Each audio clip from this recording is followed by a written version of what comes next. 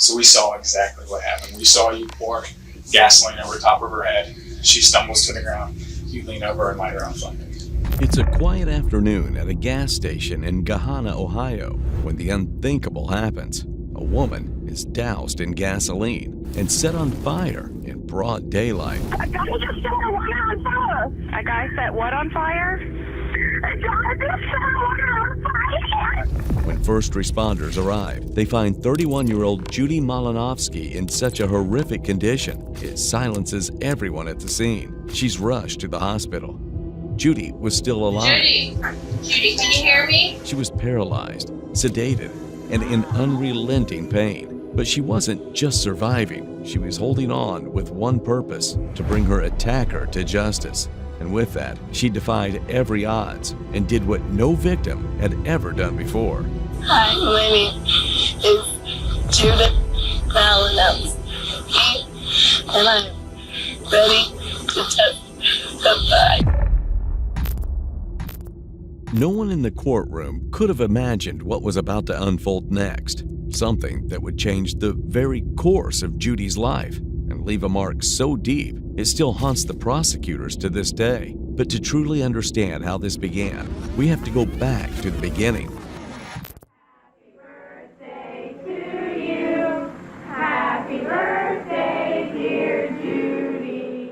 Before the world knew her name, Judith Ann Malinovsky was just a devoted mother of two, trying to rebuild her life. A former beauty queen and cancer survivor, Judy had already been through more than most ever will. But she had hope for her daughters, for a new chapter. However, that hope would come crashing down the day she met Michael Slager. Like many women, Judy was smitten by Michael. He was charming, confident, the kind of man who always knew exactly what to say. But behind that smile was a violent temper, a criminal past, and an obsession that was only getting darker. And it finally broke down on August 2nd, 2015. Judy had just stepped out of her car at a local Speedway gas station in Gahanna, Ohio. What was supposed to be a simple stop turned into a living nightmare. And the man who caused it landed in the same hospital with burns on his hands. And a story so warped, even seasoned cops had to stop and ask, was he really that delusional or just that dangerous? Right. What about? This interrogation begins in the last place anyone would expect, a hospital. Okay, talk to you about what happened. Okay. I see you still got some burns there. Yeah. Those are pretty painful. Yeah, my legs, my fingers swelled up. Michael appears every bit the victim, wounded, shaken, pointing out his injuries to detectives. Even his own words echo that narrative. But listen closely. I tried to put her out. He says he was trying to save Judy, but when reviewing the CCTV footage, the truth is undeniable. A woman burning alive in heart-wrenching flames. And Michael, the self-proclaimed hero, is nowhere in sight. So where was he? Maybe he was in agony, in pain, because the injuries he's about to show paint him in a very different light. Yeah, that's how you got the burns. Okay. Care if I take some pictures just to document your injuries? Is that good? You okay with that? Yeah. Okay. Just trying to slow down. Yeah, if we can get a light on. Sure what I just did. So on your leg here, Yeah. on your right leg. First I'm gonna take an overall shot so everybody knows who I'm taking a photo.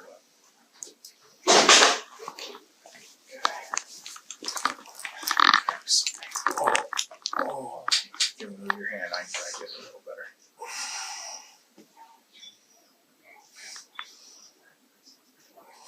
Okay. Hands, you said you had some on your hands. Yeah. That hand at all? Yeah. And then my face. See it? Around your nose and stuff, yep. Let me get in here nice and close. These all suggest a completely opposite narrative of what might have happened that day at Gahanna gas station. And to factually solve this case, it is important to revisit the early months of 2015 when Judy had just recovered from cancer. In a vulnerable state, physically, emotionally, and mentally, she became prey to a predator who masked himself as a kind, charismatic man, the same man we saw moments ago in the interrogation room. They first reconnected online, and from their very first date, they became inseparable. But the charm that drew Judy in would soon reveal itself as a facade. How much of the truth he's telling lies in their dating history? Like many toxic relationships, theirs wasn't built on love, but on something far more twisted. Michael was a drug addict, and he had pulled Judy into that world too. Her dependency began with painkillers, but soon spiraled into heavier drugs. That's when the relationship took its darkest turn. Arguments became routine. And for Michael, who had a long, charming history of abusing past girlfriends, it was second nature to inflict the same cruelty on Judy. No one could have imagined it would come to this. Judy, lying in a hospital bed, fighting for her life. It wasn't calculated. It was a disturbing manifestation of their broken relationship. And as the detective Chad Cohagen looked at Michael, he could already see it in his demeanor. But first, he has to play along, following a formal procedure to give him a false sense of security. So, before we start talking, I'm going to read your Miranda rights. You've heard them before. Okay. The following are your rights under Miranda. You must understand that. You have the right to remain silent. You don't have to speak with me. If you do speak with me, what you say may be used against you in court. You have the right to have an attorney with you while speaking with me. You also have the right to have an attorney with you while speaking with me. If you have a foreign attorney, one will be provided for you without cost to you. Also understand that if you decide to speak with me, you may stop speaking at any time. Knowing these rights, you're willing to speak with me at this time. Yeah, I'll talk to you for now, and Okay. Yeah, but you can I stop know I answering. got my attorneys on his way up. Okay, you can stop answering questions anytime you want. Okay, so you want to Yeah. talk? You know, All right, answer yes. Are you able to write? it just hurts. Of course it hurts, but if that small burn is painful, imagine what it's like for Judy. Just feet away in the same hospital, she's clinging to life, severely burned, and in unimaginable agony. And here's Michael, struggling to sign a piece of paper with the same hand he injured while killing her. But the full story hasn't even surfaced yet. We're about to see what Michael has to say, and it's not at all what Detective Chad would expect in a situation like this. Tell me what happened. Well, first of all,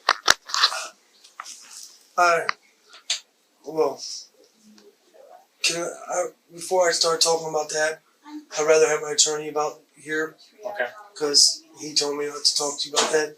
But there's a couple things that I have questions. That's why I said I'll talk to you. If that wasn't infuriating enough, what Michael does next will surely push anyone to their edge. My truck. Mhm. You guys confiscated my truck. We did.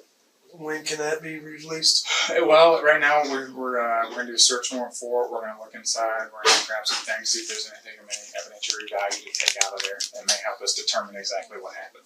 Okay. Once that's done, it may be released. What about my to phone? Your phone, yeah, we'll take the phone too, just to make sure there's nothing on the phone that isn't gonna be pertinent to the case here.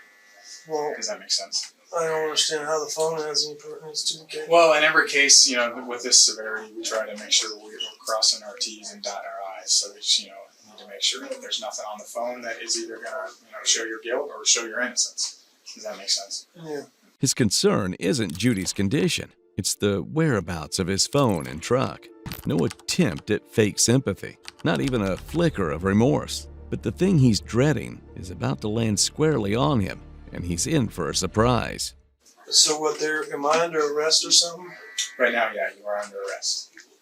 What am I being charged with? You're gonna be charged with malicious assault and aggravated arson. Okay. Let me just be direct with you too, Mike. Okay. Where it happened at, there's an ATM right there. Okay. That ATM records all the time. When detectives go pull the footage, we review the footage. We've all seen the footage. We know exactly what happened. Okay. So we saw exactly what happened. We saw you pour gasoline over top of her head. She stumbles to the ground. You lean over and light her on fire. Okay. We saw that happen. And as the saying goes, no matter how big or small criminals are, they always leave a trace. In Michael's case, that trace wasn't just a clue, it was a blazing trail that led straight to his prison cell. How could he be so blind to the fact that every second of his heinous act was caught on camera? How could he possibly believe he could burn Judy alive and walk away as if nothing happened? How dare he think he could rip the children from their mother's arms and not face the full weight of justice? People like Michael wear a cloak of warmth and affection, but they're only biding their time, waiting for that moment you're vulnerable so they can strike with precision, leaving devastation in their wake. Anyone in Judy's place would most likely also have been blind, because love has a way of shielding us from the dangers lurking beneath the very people we cherish. But here's where it gets interesting. Detective Cohagen, questioning him, doesn't want Michael to think that. Instead, he uses a well-known interrogation strategy, the minimization tactic. Viewers who follow our cases may recognize this approach from interrogations like Brian Stephen Smith and Lana Barton. We also know that you then tried to save her. Okay, you went and got a fire extinguisher, you burnt yourself, you hurt yourself trying to save her. That shows me that you weren't trying to kill her. The moment kind of just got away from you, you made a terrible mistake, and that's what happened. Okay, I don't think you were trying to hurt her as bad as she ended up getting hurt. I think you guys were fighting, it got away from you, and that's what happened. I mean, you went and got the extinguisher, you tried to put her out, you hurt yourself and saved her. But we saw what happened. We know what happened. That's not the way it looks. So I'll just wait and talk to my attorney then. If it's not the way it looks, I'd love to hear what more there is to it. After asking for an attorney, which is indeed a smart move, Michael makes a critical slip, and he has little idea how this statement is going to cost him. Well, because right now, Mike, it looks like you poured gasoline on her and you set her on fire. If there's more to the story, I need to know that. We care about the truth, the entire truth of the whole situation, okay? We know right now what we've seen on video, and the video's terrible. okay. But if you'd like to fill me in on what happened and the backstory, I'm all ears, man. Okay. I'd love to hear it. What happened? What led up to that? Well, we were arguing. She threw pop on my face, and then we was going back and forth with it. And then she come in and spit in my face, and I said, "Oh, well, here, you want to ruin my stuff up?" Because that's how I took it. I said, "Here, boom, I'm gonna ruin your clothes." It wasn't to start her on fire or nothing. You know what I mean? It was just to ruin her clothes. Right. Yeah. Basically, Okay. you've ruined my stuff. I'm gonna ruin your stuff. So she didn't stumble. She just sat down. She was sitting down, and then she said, "Well, I was getting ready to leave." And she's like, "Well," because I was just gonna say, "Leave." Yeah. Take off. And she was like, "Well, don't leave. Can you bring me a cigarette and stuff?" And she was getting ready to change clothes because she's got extra clothes. Mm-hmm. And she was like, I didn't think I got, there was that, realized it was going to be that. Sure. So I walked over to give her a light. That was it. Now, let's break down why Michael's story is completely illogical. No sane person would casually spill gasoline on themselves at a gas station while filling their car. And even if that somehow happened, no rational mind would make the genius decision of having a smoke while being covered in gas. Unless, of course, the intent was murder. And that's exactly what Michael wanted. He deliberately doused Judy in gasoline, set her on fire, and watched her burn, watched her scream and beg for her life. It wasn't until a passerby rushed to help Judy that Michael finally grabbed the fire extinguisher. And Michael isn't done yet. He goes even further with his fabricated story. And then when she went up, I couldn't believe it. I just didn't think that it was going to be like that. Right. Because she was starting to get ready to get undressed and change out her clothes. And that's when you ran and got the. Yeah, that's when it wasn't. I wasn't trying to start her on fire or anything else like that. It was. It was literally just well, you ruin my clothes, I'm gonna ruin yours. It wasn't. Right. period. Yeah, it was just, kind of getting back at her, not wanting to hurt her. Yeah, I wasn't trying to light her on fire or hurt her or anything or cause anything. What did you throw the gas? Where'd you get the gas? What did you throw the gas? What was the gas in? It was in a container, What type of container? Like gas can, Oh, gas can. Do you remember color? red. Yeah, red. Okay. How much gas do you think you poured on her? Oh, not that much. How big was the gas can? It was, Was it all the way full? yeah. I mean, it wasn't all the way full, but it But was. pretty close. To the Yeah, and it's still full. Okay. So you didn't pour all the gas in it. So it was like a little 2.5 gallon can. And I don't remember. I have a couple of them Okay. they're in my truck. Plastic, metal. Metal. Okay. So little gas can. We don't know how much it was. Poured some on her. Not the whole. Not all of it. Yeah, it was actually just on the side of her clothes. It was, I wasn't trying to. You're basically just saying you ruin my clothes. I'm gonna ruin your clothes, and then We were just. And things happen. Things get out of But hand. I wasn't trying to set her on fire. I would never do that. I wasn't even trying to. That wasn't my intentions. Okay. So poured the gas on her. Then what'd you do with the can? Put it back in the truck, Put it back in the truck. Inside the truck. Outside of the truck. in the bed of the truck. In the bed of the truck. Okay. And then walk me through what happened then. Then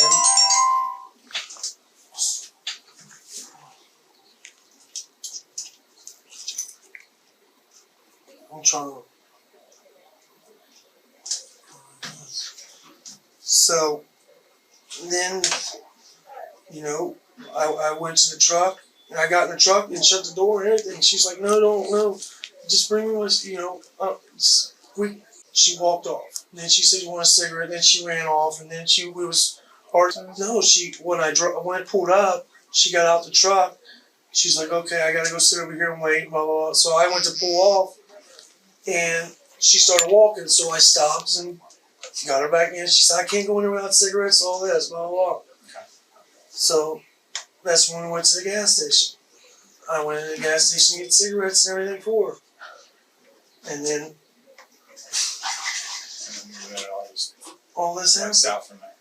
But it wasn't What were you guys fighting over? because she was. I was saying that you weren't trying to go and you're not going to go and and all this, and she was like, well, I was saying, And then it all just kind of went south. but I wasn't trying to. I was just like, oh, okay, you're gonna dump stuff on my clothes, I'm gonna dump stuff on your clothes. Right. Did she have a cigarette in her mouth when you went to light it? Yeah, Was she sitting up? Was she she was Standing? sitting up. she was sitting up? Yeah, she was sitting up. Even Detective Chad Cohagen is clearly taken aback by Michael's claims, as if the crime isn't sickening enough. So you went to light it with your lighter? Yeah, What's your lighter look like? Sorry. it was a green one. The trim's here? Okay. It's a green lighter. Yeah, I thought so.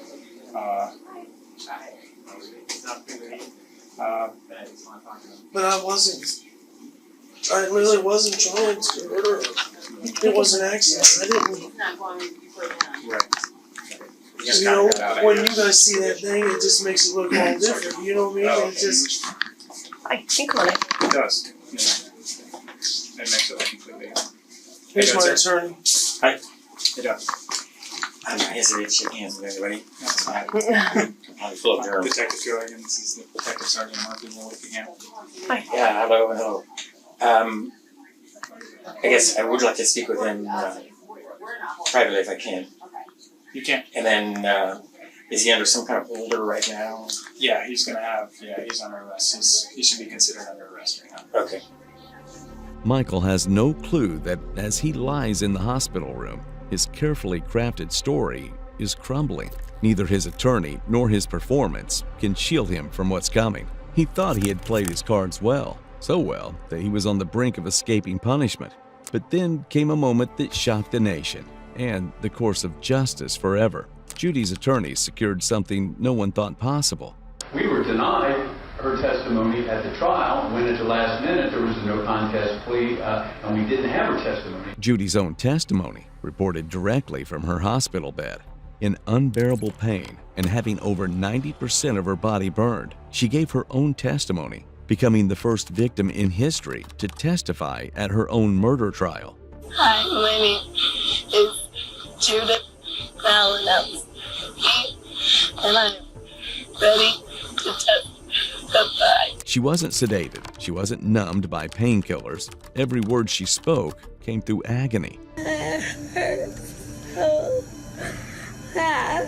I don't want to do it. I have to. Yet she fought, not for herself, but for justice. And what you're about to see are Judy's last moments, her final breath spent pleading for the truth to be heard. Could you please raise your right hand to the extent that you possibly can? Do you solemnly swear or affirm the testimony you're about to give in this deposition? I do. Thank you.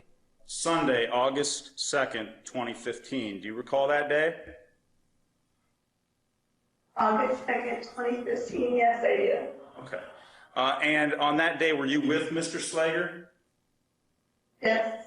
When you were with Mr. Slager, you indicated that the two of you stopped at Speedway. What did you stop there for? Yes, cigarettes. You smoke cigarettes, correct? Yes. At least you I did. used to. What happened as you stood behind that Speedway? Mike called me all sorts of names. We argued for a good 5 to 10 minutes, and then I threw my pop on him. You threw a pop on him? Yes. Did you splash it on him or actually throw the cup at him? I threw the cup at him. Okay. What was his reaction to this? Was extremely upset. And what did he do? He ran around to the other side of his truck, and he got his cans of gasoline that he had kept in the back of his truck. It was really big and had a lot of gas. He ran around to me and started pouring gasoline, started up my head and worked his way down. Some got into my throat as he did that. That burnt really bad. The gasoline in your throat burnt really bad? Yes. And what's his demeanor as he's pouring the gasoline on you? Evil, just completely evil. He's not responding to any of my cries for help. He won't tell me why. He just is like, you want to throw something on somebody, you want to throw a cop on me, see what I'll do to you, bitch, and how do you like this? And after he poured the gasoline on you, what happens next? he backed away from me for about 30 seconds, and I kept telling him to please help me and stop, and I'll get the truck, I'll go with you. You know, why would you do this? And I looked at him, and he pulled a lighter out of his pocket, and he started walking towards me. Did you make up with him in any way during these 30 seconds between him pouring gasoline on you and pulling out the lighter and setting you on fire? No. Did you have a cigarette? No. Did you ask for a light? No. Was his approaching you with that lighter accidental? Did he trip or anything like that? No. I just remember crying and begging for help, and he let me on fire, and the look in his eyes his eyes went black, literally, after I was set on fire, and he backed away. His eyes just turned black as I screamed for his help. He did nothing. The most devastating part is this: her testimony would have never counted if she had survived. And that's when they approached Judy about testifying to her own homicide. It was a long shot because it had never been done. Nobody had ever testified to their own homicide in the United States. Judy knew this. She knew the price of justice was her life, and with no hope of recovery, she made the hardest choice any mother could, leaving behind her children, knowing she would never see them grow. It destroyed my life, my family's life, my kids' life, everyone around us' life. Judy may have been the only one who fully understood her time was ending, and just moments after her testimony, she was gone.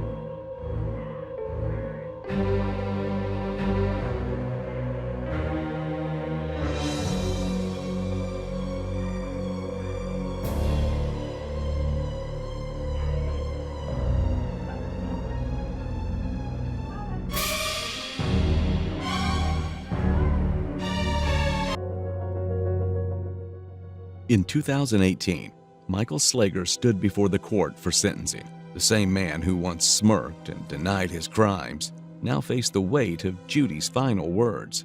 The prosecution leaned heavily on Judy's testimony. Her voice from the hospital bed became the strongest piece of evidence.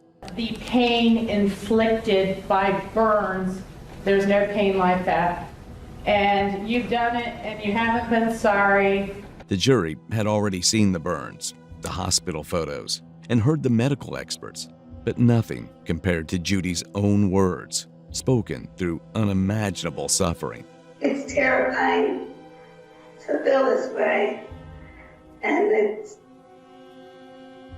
terrifying also to be disformed in certain ways. My whole body hurts. As the sentence was read, the courtroom was silent. Michael Slager was given a life sentence without the possibility of parole. For Judy's family, it was justice, but not closure. They had lost a daughter, a sister, a mother. But in the end, Judy didn't just testify. She rewrote what justice could mean. And Michael Slager will spend the rest of his life haunted by the voice he tried to silence.